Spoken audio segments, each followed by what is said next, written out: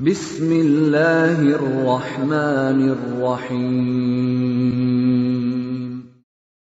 وَلْتَكُنْ مِنْكُمْ أُمَّةٌ يَدْعُونَ إِلَى الْخَيْرِ وَيَأْمُرُونَ بِالْمَعْرُوفِ وَيَنْهَوْنَ عَنِ الْمُنْكَرِ. Assalamualaikum warahmatullahi wabarakatuh. Kalau di dalam sholat, doa kita itu kan banyak, Ustaz. Iya. Yang mana yang paling utama? Iya. Kemudian kalau bacaan duduk di antara dua sujud, Iya. ada yang Rabbi firli, ada Rabbi firli, warhamni dan seterusnya, dan ada yang lain-lain. Iya. Bisakah umpamanya kalau kita sholat di rakaat pertama kita belum membaca Rabbi firli, di rakaat yang lain itu lain-lain yang kita baca. Iya. Terima kasih. Baik. Assalamualaikum warahmatullahi wabarakatuh. Assalamualaikum warahmatullahi wabarakatuh. Luar biasa Bapak, karena sudah masuk pembahasan pertanyaan tentang masalah sholat. Ya memang kita berencana sampai di sana Pak. Untuk bahasan sholat kita mau rencana sampai di sana. Ya. Pertanyaan tentang masalah sholat tetap saya akan jawab supaya insyaallah Bapak tidak hilang tidak kecewa dalam perkara ini, meskipun nanti babnya akan ada tersendiri. Doa iftitah yang kami temukan dan saya sudah tulis itu di buku. Ada buku yang saya tulis, benarkah sholat kita? Itu ada 13 Pak, 13 bab iftitah. Terus mana yang paling utama? Nabi tidak pernah menyebutkan mana yang paling utama.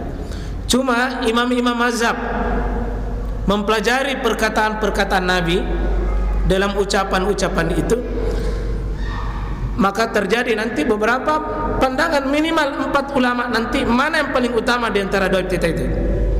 Tapi yang paling banyak, paling masyhur, paling banyak mengunggulkan itu Allahumma baini wa baina khatoyaya. Kenapa? Ada 25 sahabat yang riwayatkan tentang masalah itu, dan riwayat Bukhari Muslim. Allahumma baik.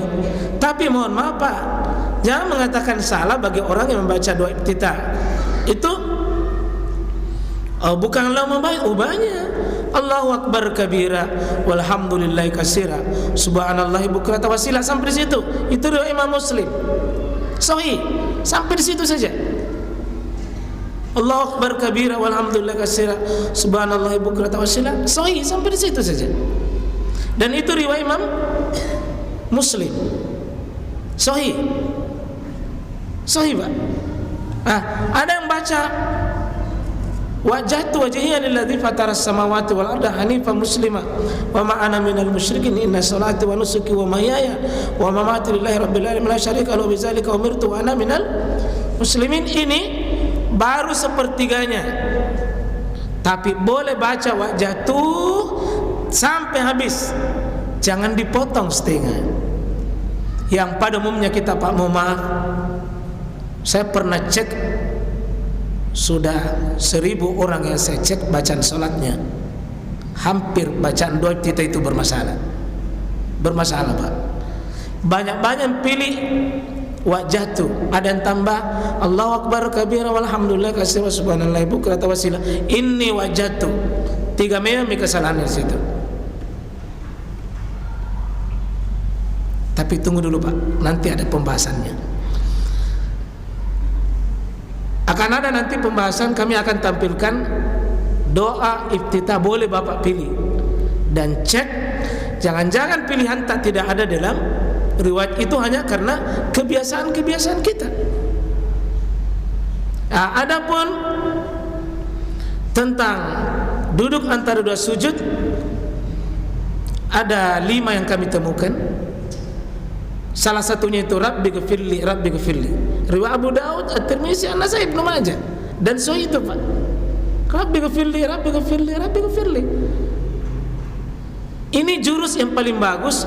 Kalau imamnya pembalap, dia ambil itu 8, Tidak didapat nanti pada saat ruku, tidak dapat pada saat i'tidal, nanti didapat pada saat sujud, dudukan tersujud. Kenapa? Dia bacaan 8, kita bacaan 1. Kugap bako. Dia pada saat Rabbighfirli, Rabbighfirli, Rabbighfirli, hadis yang sahih, dan itu bagus. Ya. Maaf Pak, yang banyak kita baca ini wa'afini wa'fu anni, itu yang belum pernah saya dapatkan di hadis manapun. Wa'afini wa'fu anni atau Rabbighfirli warhamni wajburni, wa'afini wa'fu anni, wa'fu anni ini tidak ada di kitab hadis. Saya sudah pernah menantang para ahli hadis, minta tolong tunjukkan di mana. Tunjukkan di mana.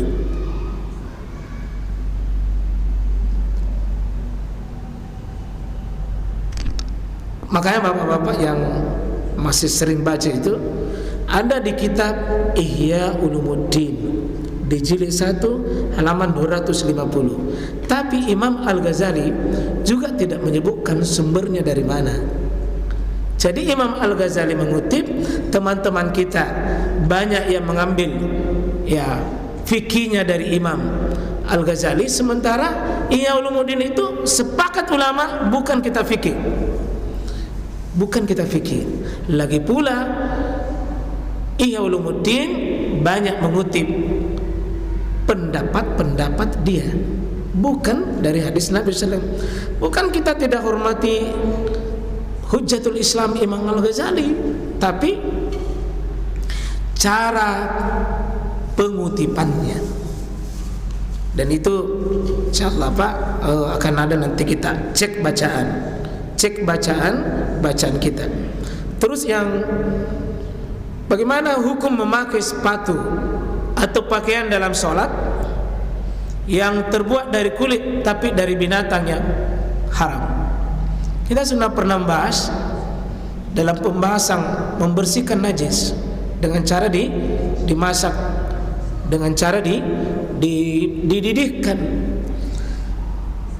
Kesimpulan ulama tentang masalah itu adalah kalau dia bangkai tapi sumbernya dari binatang yang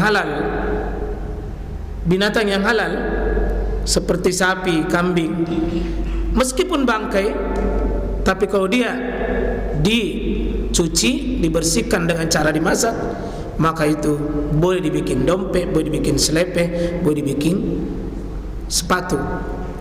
Cuma kalau binatang-binatang yang haram, ini ulama terbagi dua, dan pada kesimpulannya lebih baik kita hati-hati. Cuma bagaimana kalau kita sudah beli dompet, ya, lalu tidak tahu kulit dari mana, pakai saja Pak, karena kita tidak akan ditanya, ya, dari mana kulit dompet ini, terlalu bikin susah kita. Demikian juga sepatu, ya. Boleh pakai sepatu kulit Pak, selama ada wanta, karena mahal-mahal itu, kajal lagi. Boleh saja insyaallah. Tapi kalau bisa dihindari, yang memang kita tidak ketahui, itu lebih aman insyaallah.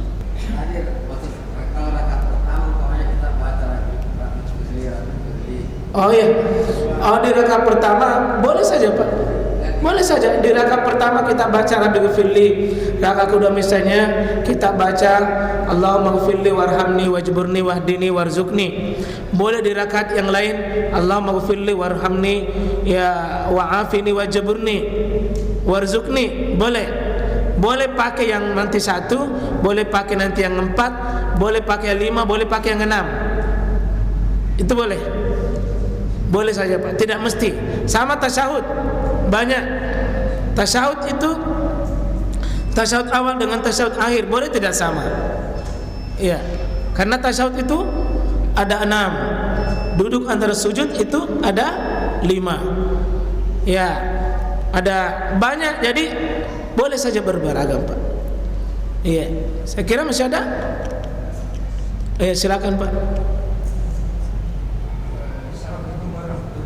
Waalaikumsalam warahmatullahi wabarakatuh.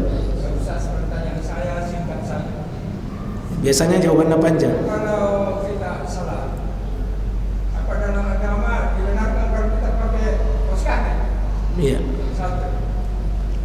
Kedua, kalau kita salat tanpa menutupi dengan kopiah, Iya. itu apa? Apa dibenarkan sama kami? Iya. Saya kira. Oh, dua saja Pak ya? Iya. Jadi yang pertama, bagaimana hukumnya pakai kaos kaki pada saat sholat? Untuk laki-laki tidak menjadi masalah. Tidak menjadi masalah. Ya. Yang ada perbincangan adalah bagaimana jika mata kaki itu tertutup pakaian dari atas, seperti sarung, baju, dan celana.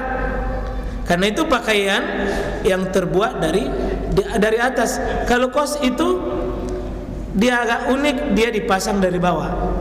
Dan insya Allah sepakat para ulama tidak menjadi masalah Pak kaos kaki, selama kaos itu bersih dan tidak bau. Yang kedua pakai songkok, pakai penutup kepala, itu diutamakan, bagus, terutama yang rambut panjang.